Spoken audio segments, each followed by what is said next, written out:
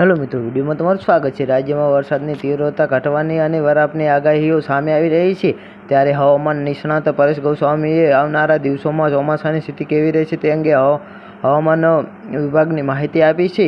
તેમણે બંગાળની ખાડીમાંથી આવી રહેલી સિસ્ટમની ગુજરાત પર અસર, ગુજરાતમાં વરસાદના ગેપ અને વરાપ અંગે પણ જણાવ્યું છે। આ સાથે જ તે પછી શરૂ થનારા વરસાદના નવા રાઉન્ડની પણ આગાહી કરી છે। તો જે મિત્રો, તેમણે જણાવ્યું કે આવનારા 2 દિવસમાં વરસાદ બંધ થાય અને એકાદ અઠવાડિયાની વરાપ મળે તેવી શક્યતાઓ છે। વરસાદની સિસ્ટમની વાત કરતાં તેમણે કહ્યું કે છેલ્લે 13 જૂને અરબ સાગરમાં એક સિસ્ટમ બની હતી, જે બાદ અરબ સાગરમાં કોઈ સિસ્ટમ બની નથી।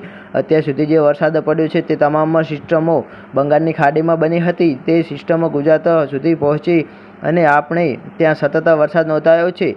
તો જે મિત્રો, હાલ મોટા અને મહત્વના સમાચાર સામે આવી રહ્યા છે।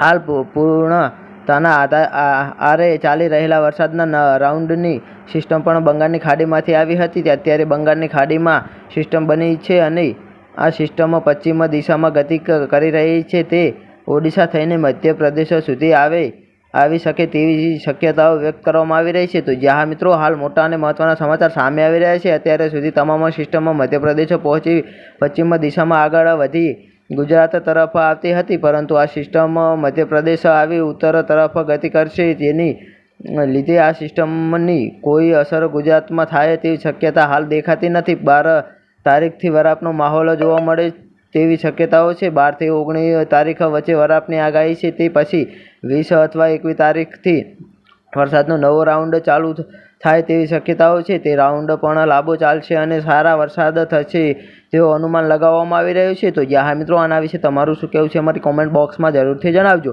અને ચેનલ પર નવા હોય તો ચેનલને સબસ્ક્રાઈબ કરવા ના ભૂલતા। તો વિડીયો પૂરો જોવા બદલ તમારો ખૂબ ખૂબ આભાર।